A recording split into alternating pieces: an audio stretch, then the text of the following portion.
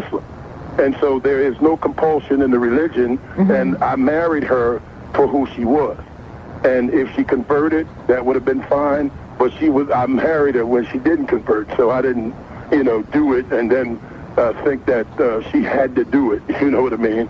So, and it's real work. I was telling the people today that if you don't understand what it's all about, and I talk to a lot of my younger Muslim brothers, that it's not a thing to play with. When you say it's real work, what do you mean? It's work. I mean, so you're setting yourself up with some of these answers, brother. I'm gonna let you know. I mean, because I'm assuming there's some challenges that. Well, one relationship is difficult. Exactly. So two relationships, you experience the same type of difficulties. There are people that we have mood swings as individuals. There are troubling times. There are comforting times. I understand, but Brother Jacob has the 2 wives, right?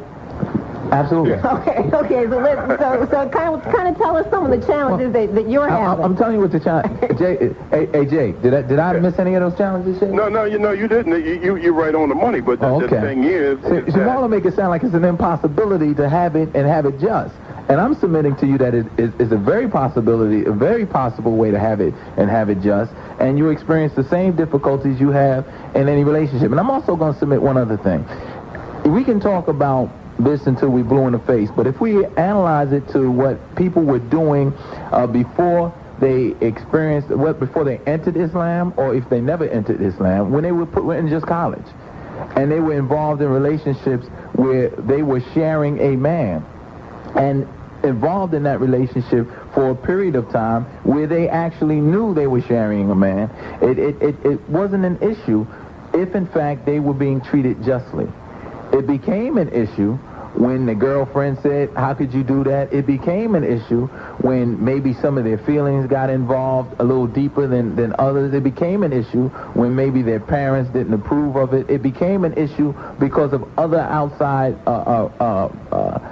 as I would suggest, entities entering the play. And it just amazes me sometimes that when we look at plural marriages, we forget that aspect of what people have been inclined to do. And I want to say that again, inclined to do. I think that certainly having an extramarital affair and quote unquote being the person on the side is very different than accepting or embracing another person in terms of marriage. There are a lot of responsibilities because one is just and one isn't. One is correct and one is incorrect. And one is obeying God. Jay, hold on for us, man, because we got to take a break. I want Sister Anissa, I want you to hold on for us for the remainder because I'm sure Marlon has some questions, and I'm sure, inshallah, you have the answers. We're going to take a break right now, and you're holding on to the phone. Please hold on to the phone. We're going to try to get to the phone lines. We're going to hold on to Abul-Hasan Maalik as long as we can, and that means the remainder of the show. I just put him on the spot.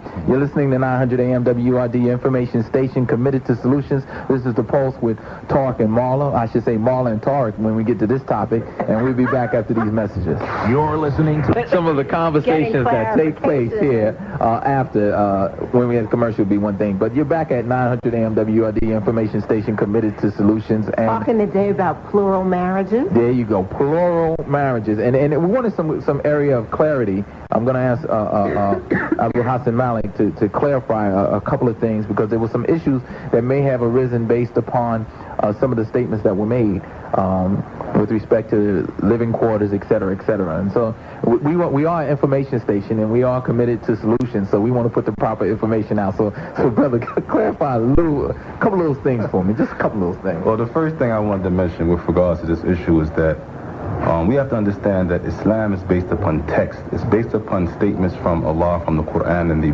prophetic traditions of the Prophet. We've been commanded in the Quran to ask the people of knowledge when you don't know. In other words, for example, if you had problems with your heart, you would go to a heart specialist. You would go to a doctor. You wouldn't go to Johnny on the street and ask him, what should I do about my heart, or what is your prognosis with regards to my heart? So it is in Islam that in these issues, and it's nice to take opinions from people on the radio or on the street or wherever it may be, but everyone has an opinion. But the reality is, what does Islam say comes from the book of Allah, the Quran, and from the Sunnah of the Prophet, the man who was sent by Allah to instruct us how to worship Allah properly. So if you really want to know what Islam says about these matters, you can't say, well, my cousin had 2 wives in one house, because it doesn't necessitate that your cousin is upon the truth. As it was mentioned by some of the old Arabs in their saying, they used to say that the truth, that men are known by the truth, and the truth is not known by men.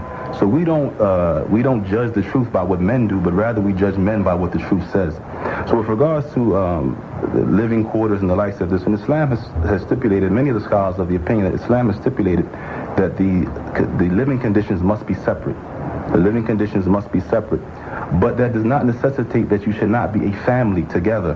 The wives of the Prophet, in many well-known authentic traditions, the wives of the Prophet used to gather together in whoever's wife's night it was. So if it was the night of Salama, for example, then the other wives would come together and they would eat together and they would cohabitate and mingle together with one another.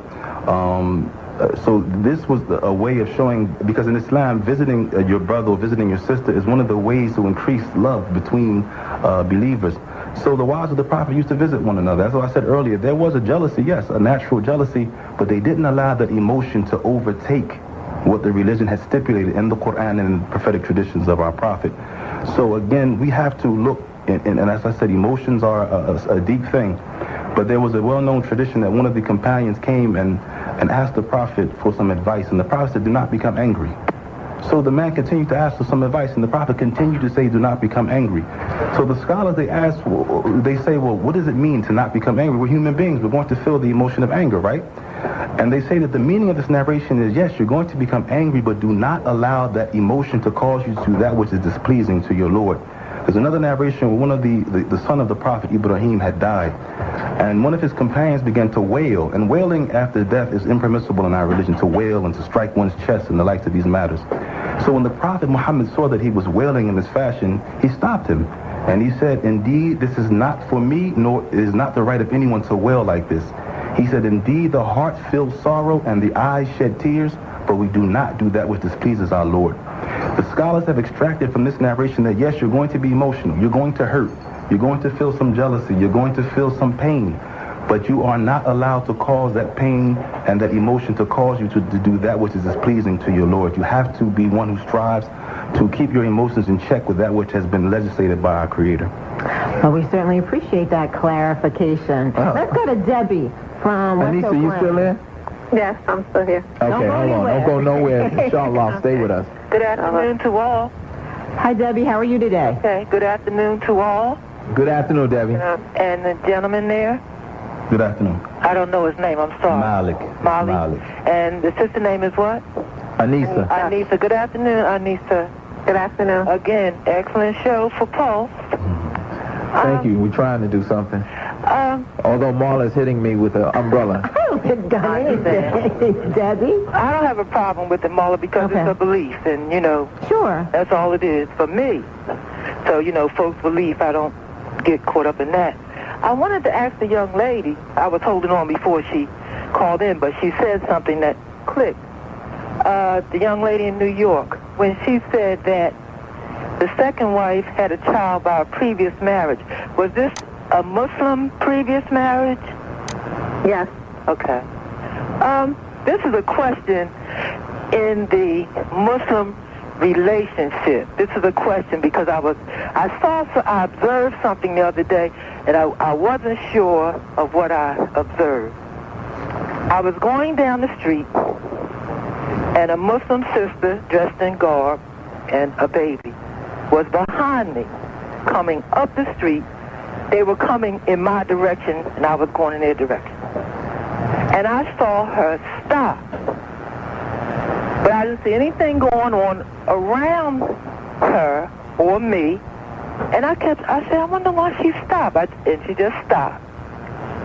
Behind me is walking a Muslim man. And I kind of stepped back because I just wondered if there was something there. He walked by me. This is going in the sister's direction. She's coming in my direction. And as soon as he passed her is when she continued to walk. Now, is that a connection? Is there something? Is that part of an observance or something? I'm asking that to anybody in that. Well, this is the only thing, sister. I think it's a great question. The only thing is that type of question is going to take us off of a topic that we have a limited amount of time to address. That's fine. I don't have a problem with that. I just heard, when I heard your form, I just wanted to know if that... No, I can assure you that there's an answer to it, and that answer is quite extensive. And no problem. I just connected it with what you're talking about here, but I understand exactly what you're saying again. Thank you so much. We appreciate it, and continue to listen to the poll. I'm listening. Yes, ma'am. All righty. Let's go to Phil of North Philadelphia. Oh, man, I thought I was left out in the open there. Phil, how you doing? I'm doing okay. Very interesting topic for the show. I'm glad we're finally getting down to some reality questions there. I got a question number one. Polygamy is the name that we gave it up here in the century that we live in. I don't believe it was called polygamy when it was necessary to do what we're talking about. Question number two, can the female be a second wife to one man and a first wife to another man? And question number three, are you in with the male dominant process that Pope, that the Catholic Church put on the world when they did that thing back there in 426 A.D. I think it was the Conference of Eddington or something like that. That's when they decided to make it a male dominant world, Benedict and all that. And I'm gonna have to hang up and listen because I don't have any more minutes. We're sorry you used all your minutes, but we're trying not to use up all our minutes in answering this question. Okay, Malik, you want to take that? I know what not to do next time. Go ahead and give me the answer. Okay. I got my radio on. Okay.